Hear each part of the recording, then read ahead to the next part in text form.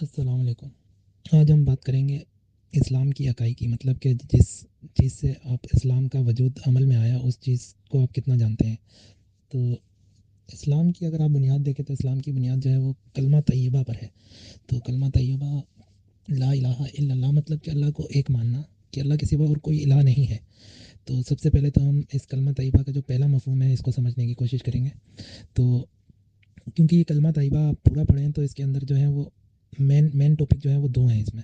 ایک تو یہ ہے کہ آپ اللہ کی وحدانیت کا اقرار کرتے ہیں، اور دوسرا یہ ہے کہ آپ نبی صلی اللہ علیہ وسلم کو جو ہے وہ آخری نبی مانتے ہیں۔ تو یہ دو چیزیں آپ ایگری کرتے ہیں تو آپ اسلام میں جو ہے وہ اپنا انٹر ہوتے ہیں۔ تو لیکن آپ اگر کسی کو مسلم کرتے ہیں تو مزے کی بات یہ ہے کہ آپ اس کو کلمہ طیبہ نہیں پڑھاتے ہیں، اس کو آپ مسلم کرنے کے لیے جو کلمہ پڑھاتے ہیں وہ کلمہ شہادت ہوتا ہے۔ تو وہ اشہد اللہ الہ الا اللہ ہم سب کو پتہ ہے، یعنی جو دوسرا کلمہ ہے ہمارا، وہ اشہد ان محمد عبدہ و رسولہ، تو یہ کلمہ ہم پڑھاتے ہیں جب کسی کو مسلم کرتے ہیں تو۔ لیکن جو اسلام کی اکائی ہے، جو اسلام کی یعنی کہ ایک کوزے میں اگر ساری کائنات کو بند کریں تو وہ جو ایک مطلب کہ سب سے چھوٹا ورڈ جس میں ہم اسلام کو بیان کر سکتے ہیں وہ یہ کلمہ طیبہ ہے، کہ یعنی آپ کا ایمان اس کلمہ طیبہ کے اوپر اگر بالکل من و عین ہے تو آپ جو ہے وہ مسلم ہیں۔ تو اب ہم اپنے آپ کو مسلمان تو کہتے ہیں، لیکن اب ہمارا ایمان اس کلمہ طیبہ پر بالکل سیم ایز اٹ از ہے یا نہیں، یہ اب ہم جانچیں گے اپنے اوپر نا۔ تو اب کلمہ طیبہ کا جو پہلا مفہوم ہے، مطلب پہلا جو پارٹ ہے، پہلا جو حصہ ہے اس کا جو مفہوم ہے، تو اس میں یہ ہے کہ ہم بولتے ہیں کہ اللہ تعالیٰ جو ہے وہ اکیلا ہے اور اس کے علاوہ کوئی الہ نہیں ہے، مطلب کوئی بھی ایسا نہیں ہے کہ جس کی عبادت کی جائے۔ اب لوگوں کا کنسیپٹ یہ ہے کہ وہ عبادت سمجھتے ہیں کہ نماز پڑھنا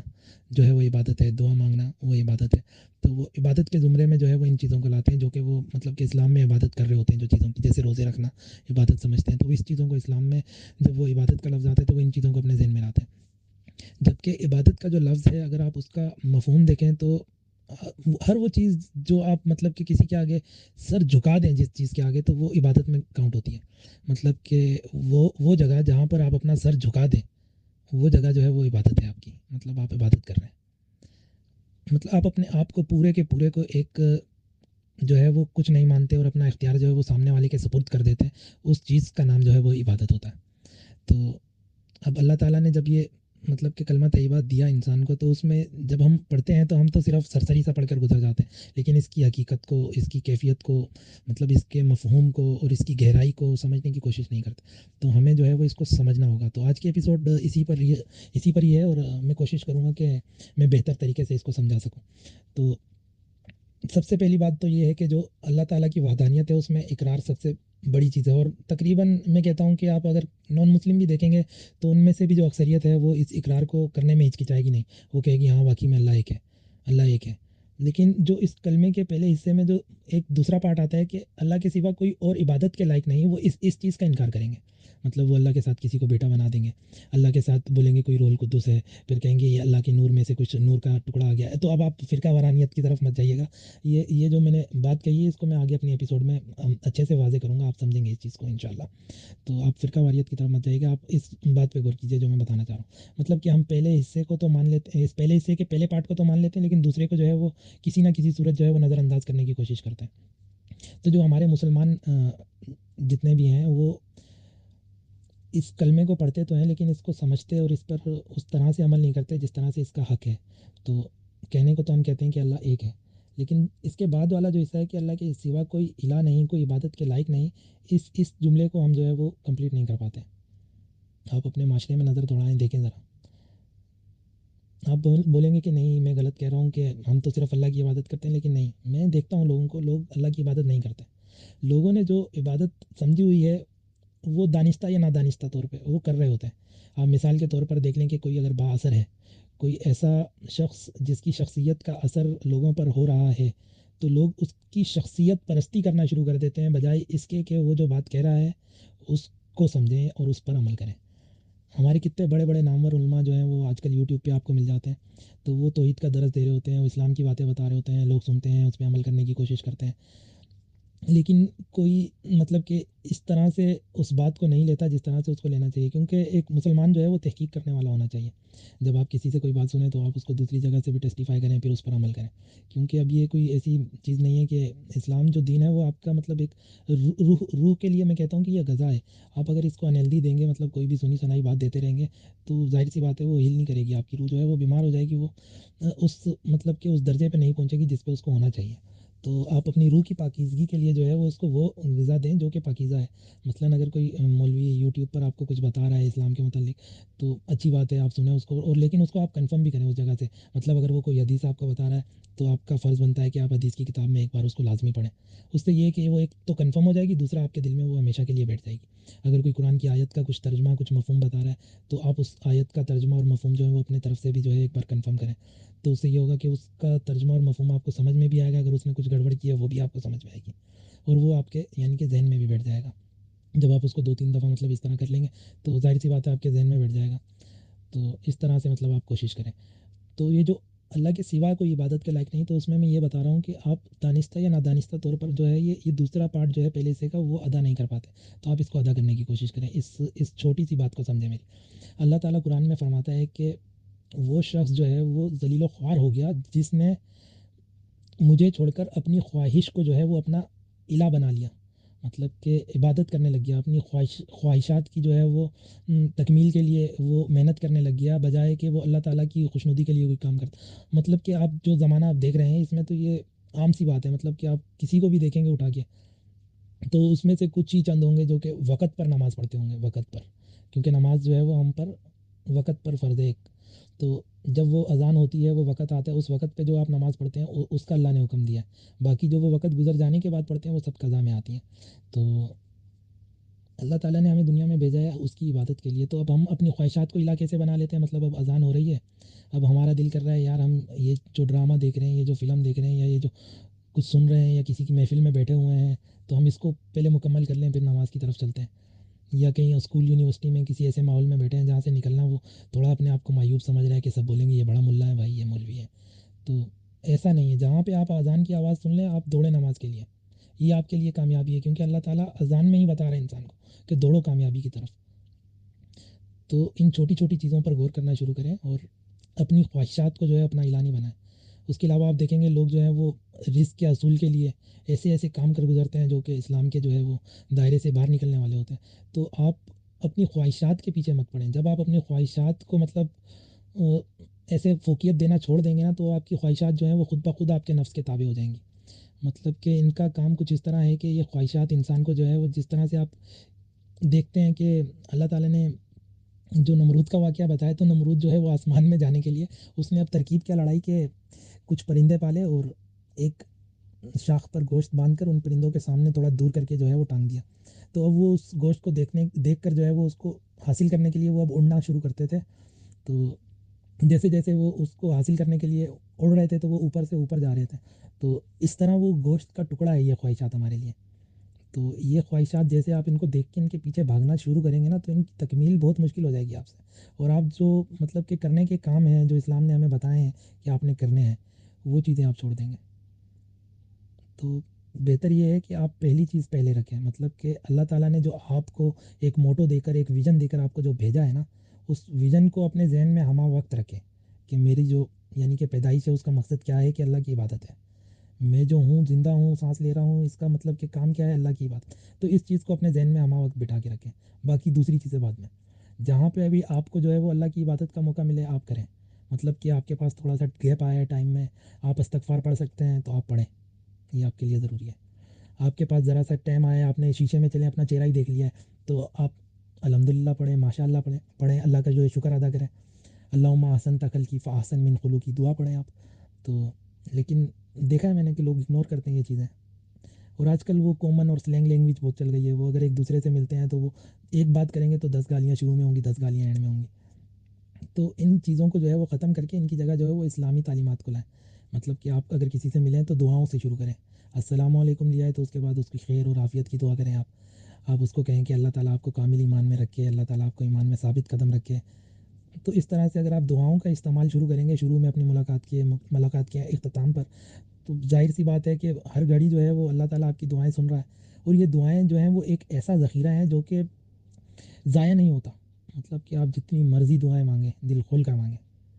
یہ آپ کی ضائع نہیں ہوں گی، مطلب کہ اگر آپ نے دعا مانگی ہے یا تو اللہ تعالیٰ اس کو اسی وقت قبولیت کر دے گا، اور اس کا جو ہے وہ مطلب جیسے آپ نے دعا مانگی ہے وہ آپ کو عطا کر دے گا، یا تو پھر اس سے بہتر آپ کو دے دے گا،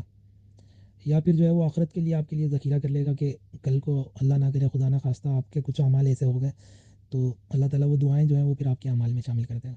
تو یہ دعائیں جو ہیں یہ رائگاں نہیں جاتی ہیں، آپ ہمہ وقت ان کو اپنا معمول بنائیں، کسی سے ملاقات کریں تو دعا کریں اس کے لیے اپنے لیے، اس کے علاوہ کہیں پہ بیٹھے ہیں فارغ ہیں تو ذکر کریں دعا کریں، اور جو اس طرح سے اللہ کا ذکر اور دعائیں جو ہیں وہ اپنی زندگی کا معمول اور حصہ بنا لیتے ہیں نا، تو اللہ تعالیٰ بھی پھر اس کو جو ہے وہ اپنا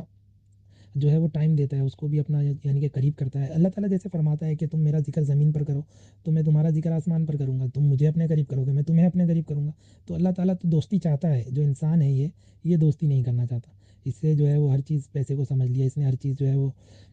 جو شخصیت پرستی کو سمجھ لیا ہے، یہ سمجھتے ہیں کہ یہ جو مولوی ہمیں بات بتا رہا ہے یہ مولوی بس معتبر ہے، اس کے تابع ہو جائیں تو بس ہمارا جو ہے وہ پار ہے اور ہم جو ہے کسی چیز کی ضرورت نہیں، ایسا نہیں ہے۔ اللہ تعالیٰ نے جو آپ کو احکام دیے ہیں آپ ان کو سمجھیں، اللہ تعالیٰ نے کہا ہے کہ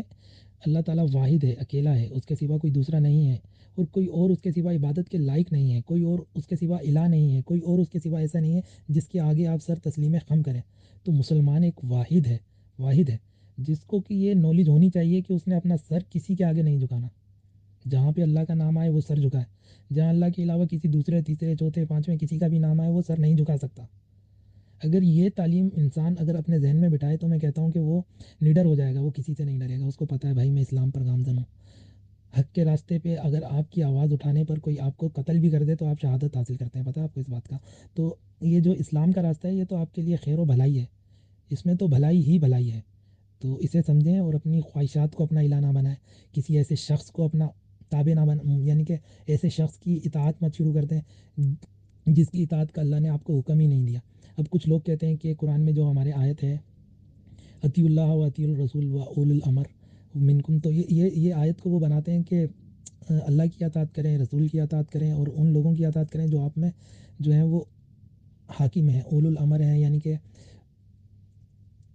جو آپ کی مطلب کہ اب اس کو میں سادہ سے سادہ بتانا چاہ رہا ہوں تاکہ ایک عام فہم انسان کو اس کی سمجھ آئے، تو مطلب کہ جو آپ میں علم میں تھوڑے زیادہ ہوں، جو آپ میں تھوڑے سے جو ہیں وہ اللہ کے قرب میں تھوڑے زیادہ ہوں، تو اب وہ اس لفظ کو جو ہے وہ استعمال کر کر کہتے ہیں کہ ہم لوگ جو ہیں وہ اس لیے اطاعت کرتے ہیں بڑوں کی، جو ہمارے بزرگ ہیں، جو ہمارے علماء ہیں، ان کی اطاعت ہم اس لیے کرتے ہیں۔ تو میں یہ نہیں کہتا کہ اس میں جو ہے وہ مین و ان اطاعت ہے، میں جو آپ کو سمجھانا چاہ رہا ہوں وہ بات آپ سمجھیں۔ اللہ تعالیٰ نے جو یہ بات کری ہے قرآن میں، یہ جو بات بیان کی ہے قرآن میں، اس کو سمجھنے کے لیے آپ کو جو ہے وہ اس کے مفہوم کو تھوڑا سا گہرائی میں جا کے سمجھنا ہوگا۔ اب اللہ کی اطاعت کیا ہے، مطلب جو اللہ نے حکم دیا ہے اس کو مان لینا، اور رسول کی اطاعت کیا ہے، جو رسول نے عمل کیا ہے اس کو مان لینا۔ اب جو تیسری بات آتی ہے کہ اس شخص کی اطاعت کرو جو تم میں اللہ سے قریب ہے، جو علم میں زیادہ ہے، جو وقت میں تمہارا یعنی کہ ایک حاکم ہے اس کی اطاعت کریں، تو اس شخص کی اطاعت آپ تب کریں گے جب کوئی ایسی بات ہو جو آپ کو اللہ کے حکم میں نہ ملے، جو آپ کو نبی کے عمل میں نہ ملے، اور اس میں آپ کنفیوز ہوں کہ میں اب کیا کروں، تو یہ وہ ٹائم ہے جب آپ نے اس حاکم کی اطاعت کرنی ہے۔ وہ اس میں کیسے کرنی ہے آپ نے اس کی اطاعت؟ آپ اس سے مطلب کہ دیکھ رہے ہیں یار مجھے یہ بات جو ہے یہ قرآن میں کہیں نہیں مل رہی، مطلب اب کوئی جدید دور آ گیا ہے، یہ ہمارا اے آئی کا دور آ گیا، تو اب اے آئی کے دور میں اگر کوئی نیا کام آپ کوئی ایسا شروع کریں، کوئی بزنس، کوئی پیسہ کمانے کا کام شروع کریں جس میں آپ اس کی مدد لے رہے ہیں، تو آپ مولوی سے پوچھنا چاہ رہے ہیں کہ اب میں پوچھوں اس سے کہ اس سے کمانا صحیح ہے یا نہیں، کیونکہ یہ پہلے زمانے میں تو نہیں تھا اے آئی، تو اب اللہ کے احکام میں آپ تلاش کر رہے ہیں کہ مجھے کہیں پہ ملے، تو آپ کو مطلب کہ اگر آپ ڈھونڈیں تھوڑا غور و خوض کریں تو میں کہتا ہوں کہ ہر چیز قرآن میں آپ کو مل جائے گی، لیکن یہ کہ انسان جو ہے وہ ڈھونڈنے والے نظر رکھے اور تھوڑا سا جو وہ اپنے دل کو طالب کرے اور پھر وہ اس کو پڑھے قرآن کو، تو اس کو انشاءاللہ اللہ کی طرف سے جو ہے وہ ہدایت مل جاتی ہے۔ لیکن اگر آپ کو نہیں ملے تو پھر آپ جو ہے وہ پھر سنت کی طرف جائیں، اس میں دیکھیں نہیں ملے، اب یہ جو اے آئی ہے یہ تو نئی چیز ہے، تو یہ آپ کو قرآن اور سنت میں ابھی تو مشکل ہی ملے، تو آپ کسی عالم کے پاس گئے، آپ نے اس سے کہا کہ بھائی میں اے آئی سے جو ہے وہ بزنس کر رہا ہوں، تو اب میں پوچھ رہا ہوں آپ سے کہ یہ کمائی میری صحیح ہے یا نہیں، تو وہ جو عالم ہے وہ پھر اللہ کے جو احکام ہیں ان سے کچھ شرح نکالیں گے، اور اس کے علاوہ جو سنت کے کام ہے اس میں سے کچھ شرح نکالیں، تو اس کے بعد وہ آپ کو شرعی اصولوں کے حساب سے بتائیں گے کہ ہاں بھائی یہ صحیح ہے، اس طرح کا اگر کوئی کام ہے تو صحیح ہے، اس طرح کا اگر کوئی کام ہے تو غلط ہے. تو وہ کام جو اس نے کیا ہے تو اس میں وہ آپ نے جو اس کی اطاعت کی ہے، تو یہ وہ تیسری بات ہے جو حاکم کی اطاعت میں آتی ہے. اس میں اب آپ کے اوپر کوئی یعنی کہ وہ نہیں ہے کہ آپ نے کچھ غلط کیا، کیونکہ آپ نے تو کوشش کی کہ میں قرآن میں ڈھونڈوں، آپ کو نہیں ملا. آپ نے کوشش کی میں سنت میں ڈھونڈوں، آپ کو نہیں ملا. اس کے بعد پھر جو ہے وہ آپ کسی مولوی کے پاس، کسی علم والے کے پاس، کسی متقی کے پاس گئے، پھر اس سے آپ نے جو ہے وہ شریعت پوچھی کہ مجھے بتائیں، حکم بتائیں کیا ہے. تو وہ جو اس نے حکم بتایا اس حاکم پہ پھر آپ نے اطاعت کی اس کی حکم کی. تو یہ جو ہے یہ وہ اطاعت ہے. تو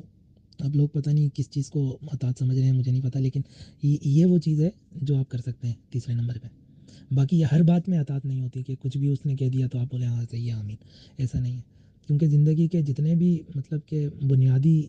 کام ہیں، جو عمل ہیں، وہ سب آپ صلی اللہ علیہ وسلم کی سنت سے ثابت ہیں. جتنے بھی یعنی کہ زندگی، موت، اور یہ شادی بیاہ، اور یہ رشتہ داری، اور یہ حساب کتاب، اور یہ کاروبار وغیرہ، یہ سب آپ صلی اللہ علیہ وسلم کی سنتوں میں موجود ہے. آپ کے روزمرہ کی روٹین یہ سب سنتوں میں آپ کو مل جائے گا. اور اس کے علاوہ آپ کے اسلامی احکامات یہ سب آپ کو قرآن میں مل جائیں گے. تو اس پہ کسی مولوی کی اطاعت کی ضرورت نہیں ہے آپ کو. جو چیزیں قرآن اور سنت میں واضح ہیں اس پہ کسی تیسرے کی آپ کو ضرورت نہیں ہے. تو انشاءاللہ آپ جو ہے وہ اس چیز کو سمجھیں گے، مجھے امید ہے. تو آپ اس چیز کو سمجھیں. اور یہ قرآن یعنی کہ ہمارے جو کلمہ ہے، کلمے کے جو پہلا حصہ تھا اس کے پہلا پارٹ اور دوسرا پارٹ دونوں میں نے آپ کو بتا دیا. مطلب کہ اس کا میں نے کوشش کی ہے کہ آپ کو سمجھاؤں. تو امید بھی ہے کہ آپ کو سمجھ آیا ہوگا. تو یعنی کہ اللہ کے سوا اور کوئی نہیں ہے، اللہ اکیلا ہے، واحد ہے، اور کوئی اللہ کے سوا عبادت کے لائق نہیں ہے. کوئی الہ نہیں ہے سوائے اللہ کے. تو اس چیز کو سمجھیں آپ، صحیح ہے نا. تو اب آپ نے آئندہ اپنی زندگی میں جو ہے وہ اپنے آپ کو اور اپنے جتنے بھی آپ کی جو بندگی ہے اس کو صرف اللہ کے لیے خالص کرنا ہے. کسی بھی شخص کے آگے آپ نے چاپلوسی نہیں کرنی، اس کی چمچہ گیری نہیں کرنی. جیسے آج کل یہ ہوتا ہے کہ بھائی باس کے پیچھے پڑ جاؤ تو باس جو ہے وہ ترقی دے گا، باس کی ہاں میں ہاں ملا. تو یہ چیزیں آپ نے نہیں کرنی، کیونکہ یہ ایک مسلمان کو الاؤ ہی نہیں ہے کہ وہ یہ چیزیں کرے، یہ کام کرے.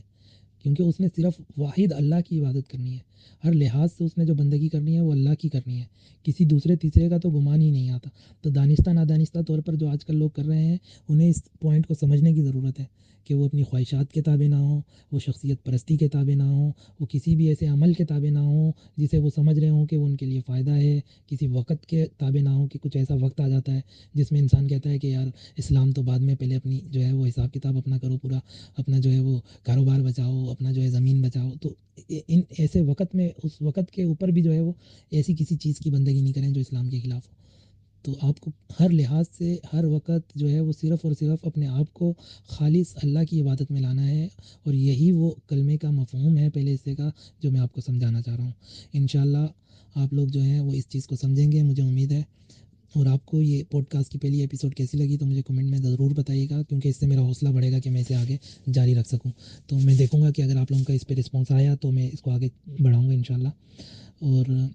باقی جو دین کے کام ہے اس میں جو ہے وہ آپ کو ہمیشہ وہ بات کرنی چاہیے جو کہ آپ کو معلوم ہو. جس چیز کا آپ کا علم نہ ہو اس کو مطلب کسی کو مت بتائیں.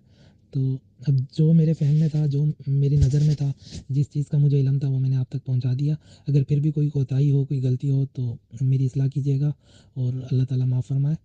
باقی آپ سب کے لیے دعا ہے، اللہ تعالیٰ آپ لوگوں کو بھی سمجھنے کی توفیق دے، مجھے بھی سمجھنے کی توفیق دے، ہماری علم میں اضافہ فرمائے. وآخر دعوانا الحمد للہ رب العالمین. جزاک اللہ خیرا. اللہ حافظ.